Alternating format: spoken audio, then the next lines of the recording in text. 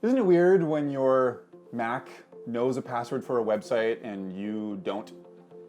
I'm going to show you how to look it up, so then you'll have it and you'll be the boss. Let's say you want to look up your Netflix password in order to share it with somebody. I'm going to show you how to get it out of Safari and then Chrome and Firefox and also the iPhone. So in Safari, you just go to the Safari menu in the top left, go to Preferences, and then go to Passwords. And here you type the Mac password, the usual one you type when you restart your computer. And then you'll see your list of saved passwords. And if you just click on it, it'll actually show you what the password is for that website. Similar, if you go to Chrome, then go to the Chrome menu in the top left, and then Preferences. Here, you just scroll down a little bit to the Passwords section. And then when you find the one that you want to share with somebody, you just hit the little eyeball to view it or to reveal it.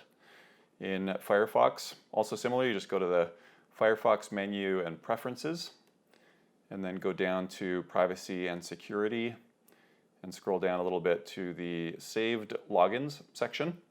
And from here, similar there, you've got an eyeball. You can click that, and you can see whatever saved passwords you have.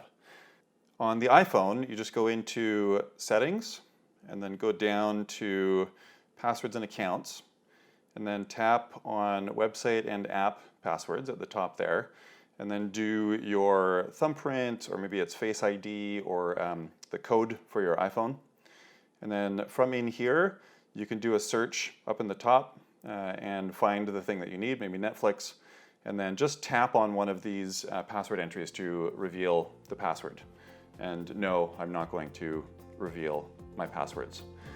Good luck. Boom, password epiphany. If you want professional one-on-one help with the tips in this video or with anything else in your Mac lifestyle, head to Macinhome.com to schedule a consult.